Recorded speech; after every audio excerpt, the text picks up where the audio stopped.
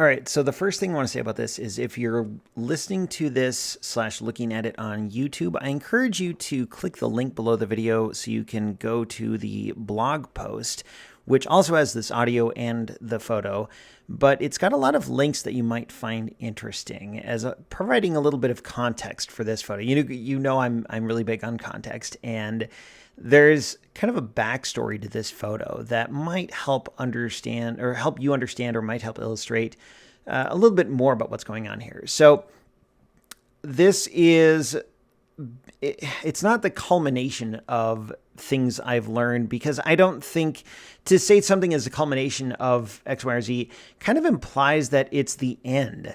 But I don't really view photography as ever having an end. So I'll just say that this photo builds on things I've learned over the past decade, literally. And I can prove it because if you go to my blog and you look at one of the links to a photo that I took back in, the date is, I think, August of 2013. So this is more than 10 years ago. I took a photo in almost the exact same spot as this photo. So this week's photo is taken in the Oklahoma State University Formal Gardens, south of the library, west of the Student Union.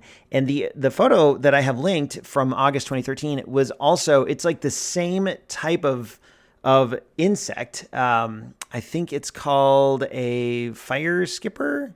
A fiery skipper. So it's a fiery skipper moth or butterfly sitting on a flower in almost the exact same location. And it's doing almost the same thing. So the original photo, the animal is like drinking nectar from the flower. And that's what's happening in this week's photo, except this week's photo is improved, in my opinion, in so many ways from the original. But that's not to detract from the original, because the original, I mean, I have my Nikon D200 and my 50mm lens, and that's it. And the original was like one of the shots that helped me realize that I could do this. Like, I can actually take cool photos that I used to see in magazines. And that's not to say that the original is magazine worthy, but just that you can't get that original with a mobile phone. Even today, you can't do it. It's light in physics. You cannot replicate that original shot from August 2013 with a mobile phone. But there's a lot to learn from it as well. And so this week's photo is just like orders of magnitude improved, in my opinion. And that doesn't mean that there's nothing left to improve, but a couple things about it. So first of all, I shot this with a full frame camera, my D750, my good old trusty D750, and my 105mm macro lens. I shot this at f8.